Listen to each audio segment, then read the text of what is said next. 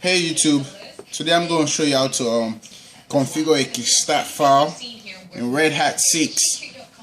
I'm just going to use the pre-configured Kickstart Anaconda file that was generated after the installation of my machine. So I'm going to use that to show you. So first of all, I'm going to log into my server.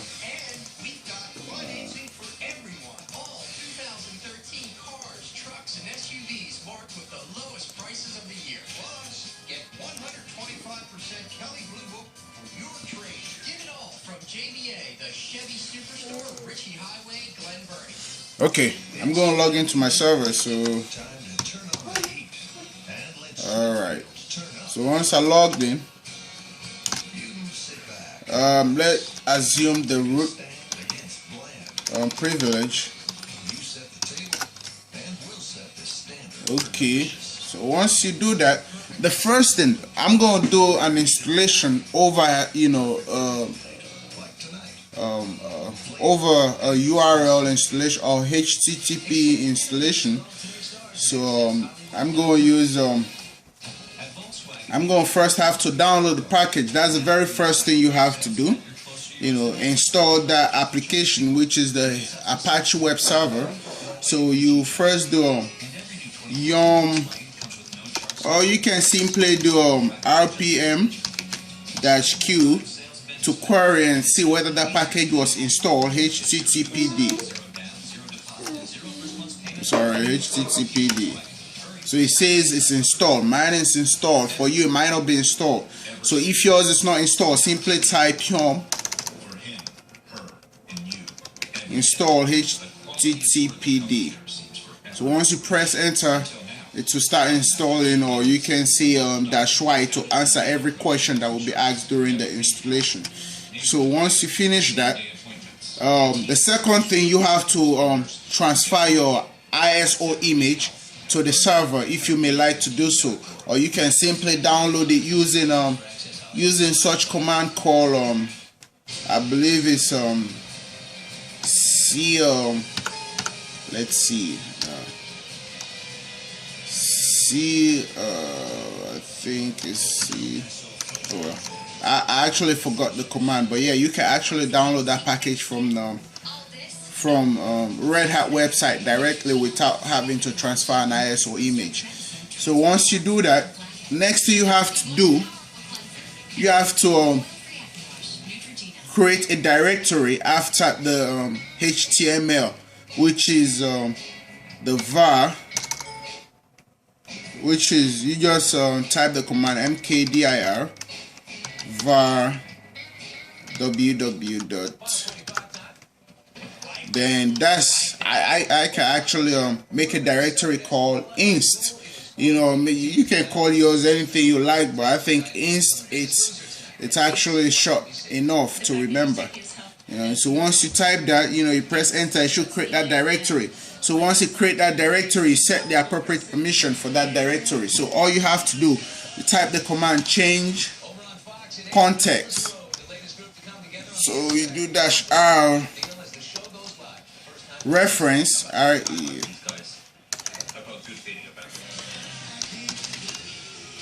Then you simply type the URL, the directory that you want to reference to. So in this case, I'm trying to reference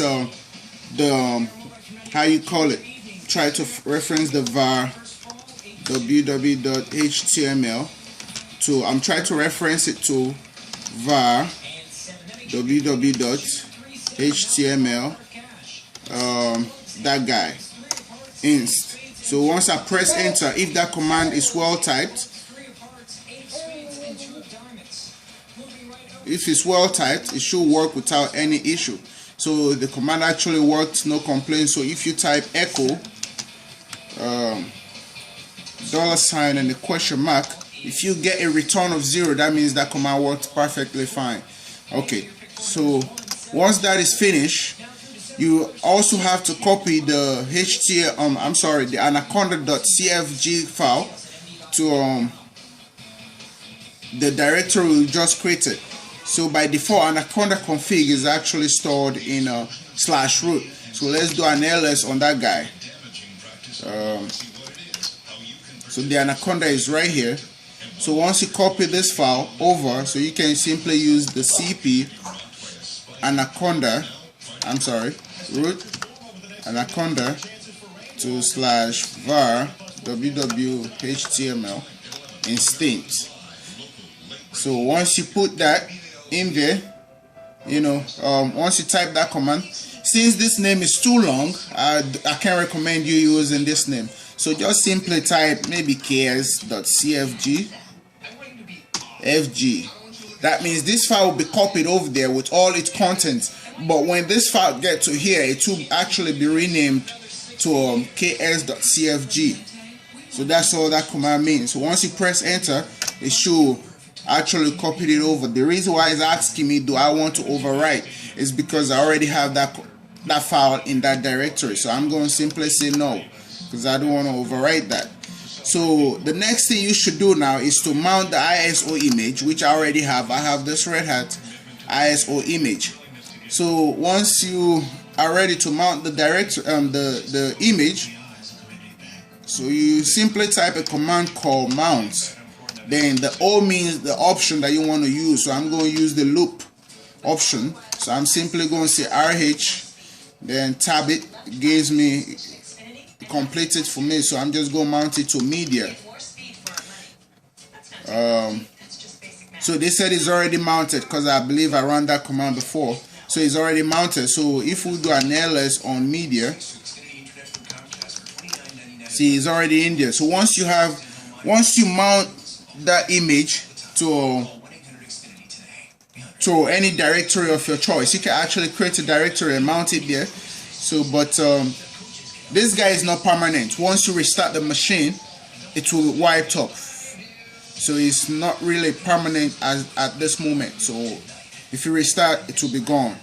So the other thing you need to do now is to copy. So you can do cp-ar media star. The star means copy everything, include the hidden file. The period, including the hidden file. So hidden files by default are not shown.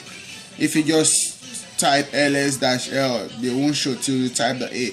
So once you do that, you say, I want to copy this file from here to var www.html instance. So once you copy that guy over, the next thing you should do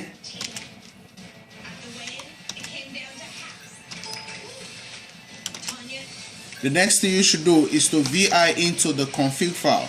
So you can simply say vi var whtml inst ks. Okay, when you get into this file, this is the configuration file, the Kickstart configuration file. I'm actually using a generated Anaconda file. This file was actually generated during the installation of my Red Hat server, the one that I'm actually working on right now. So that's my encrypted root password. If you can go in there, you can enjoy it. Yeah, but once you are in here, by default here it will say, after where it says install, underneath it will say CD-ROM, because since I use CD-ROM to install, so by default if you install using a CD-ROM, it will say CD-ROM here, or else it will say something else. It will say anything else that needs to be there. But my other installation that I did on my VMware were actually done using the HTTPD directory. So you simply type, if you are using HTTP, you simply type URL --URL space http:// then the IP address. I don't have a qualified domain name, so I'm using the IP address just within my network. So once you type that, is put the slash. The slash is where the image is installed. Likewise, this is where the image is. The operating system of itself. That is where the image was copied. Then this is just the language, and the keyboard and stuff like that. The most important thing you have to know is this, or else they will prompt you. If you have anything else here that is not really the method that you want to use, you'll be prompted to specify where the install image is. So once you do that, you also check this. I've actually changed my IP address because the server which I'm using is 10.0.0.130. That's the install server. So you have to change whatever IP address that is in here so that you won't have a conflict with your network. So I changed that to 10.0.0.130. Everything else was taken from the previous installation. And the other thing that I changed was here used to say SDC, so I changed it to SDA since that's the first virtual disk that I have on my VMware. So once that is configured, these are the packages down here. Let me go to the packages. These are the packages that will be installed. So I'm just going to quit out of that. Okay, once you do that, simply go ahead and restart the service. So you can say service httpd restart start. I'm sorry. So once you press that, it will start the service. And to know whether that is working, just make sure your firewall ports are open. You can simply type, for example, system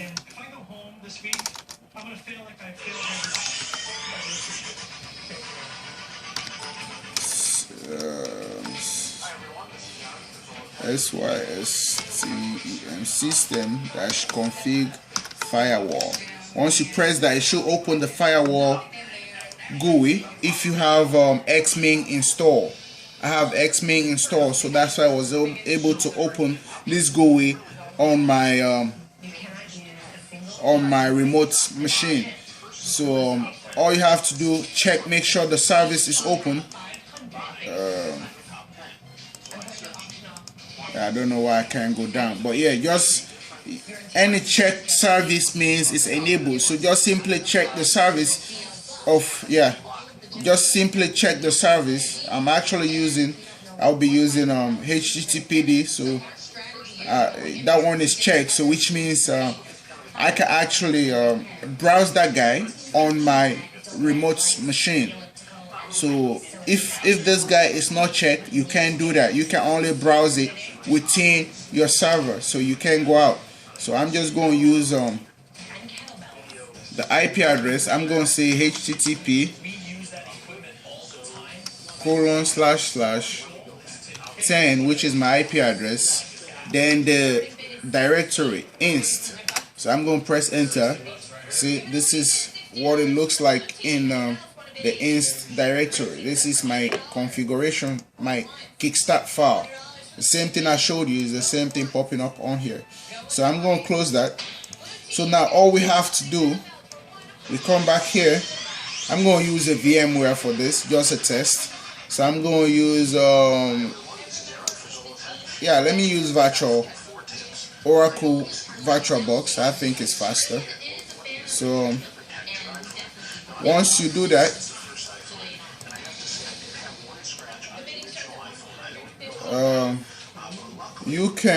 let's create a new virtual machine and call it Red Hat.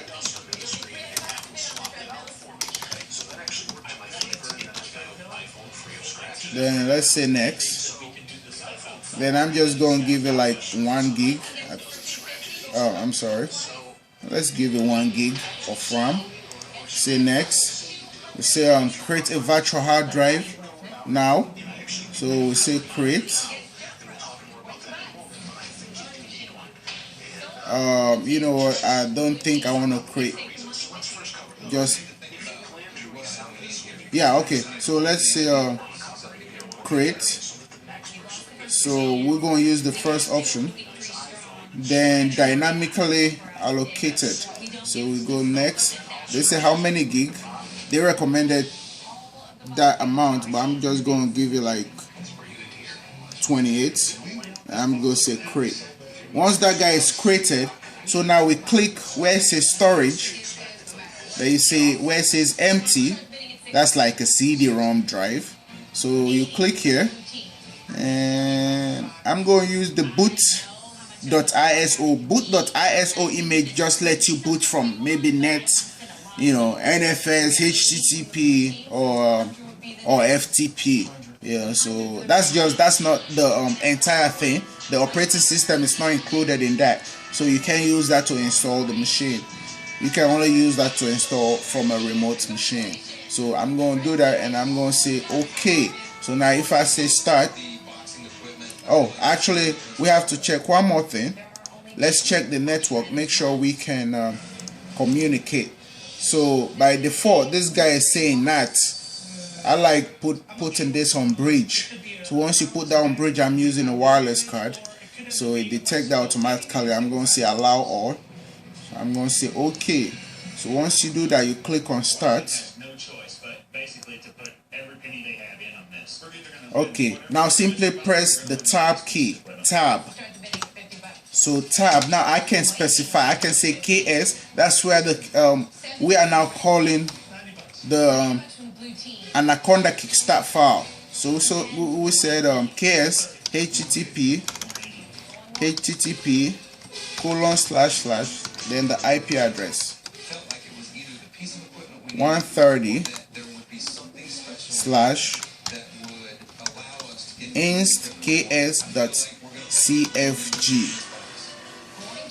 Here you are specifying that the Anaconda Kickstart file is actually an inst on that IP address. The IP address is the server, where that Kickstart file is. So that's the IP address of the server where the Kickstart file is. So once you type that command, you simply press enter. So it's going to try to find that guy. I have had issue, where the VMware refused to communicate or to find the server. Really, yeah, for some reason it will stay here for quite a while, but I seem like I discovered a way to have that solved. So I'm going to try that, and I'm going to stop this guy and try. I'm going to try it first. So if you have such an issue, just try to do call that guy again. So simply say HTTP : then the IP address, then at the end you put the directory that contains the installation and press enter. Yeah, you see, this is where the problem was. It was pretty slow to even open it. So now if we say we try, I think it should be able to I think it should be able to communicate now, hopefully. Looks like they're going to have a great week working out with the box of equipment that we paid for, and we'll just be lifting bags of flowers. I'm honestly kind of nervous.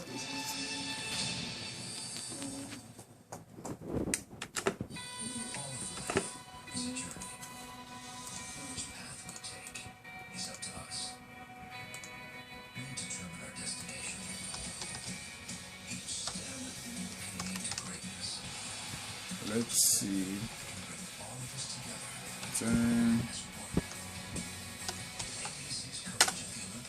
Okay, let's see. It behaves like that sometimes. I don't know why. So let me try it one more time. VMware is actually a headache. So in http:// okay. Everything seems to be right. Okay, if that VMware doesn't work, let's try another VMware. I have a couple of VMwares. So I'm going to use one of these guys right here. Actually, let me create a new one. New virtual machine. I'm going to say, custom. Next. I'm going to use an ISO image, which is the boot. You see it says boot. It's because I've done it before using that guy. I'm gonna say next 20 gig, that's enough, I think. Okay, 1020 for that. I'm gonna say finish. I'm gonna say start. Yeah, I always forget before even I start that I was supposed to check the network setting also. So let's right click here. Alright, edit virtual machine, hopefully. Yeah, network. What's next? The butter or the bread? You want something to eat? Reach. Oh, well, take a picture of it. No, I think. Yeah, let's just use NAT. So let's power this guy on and see. Hopefully we can boot from it. With Carnival, unforgettable moments are made every day. Moments that hang on our walls. Moments we share with everyone. Oh, I see why. I'm actually doing the wrong thing. It's actually this one we're supposed to be booting from. That guy. Yeah, that's the guy. So let's tab it. Let's try it again. HTTP. No, it's actually KS equal HTTP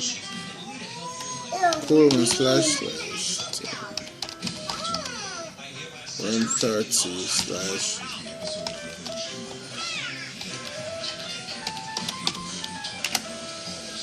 Okay, if all goes well, it should boot. I don't know why this other guy is being headache, but you see, this one actually picked up. For some reason, it says retrieving everything. Well, this guy is being headache, but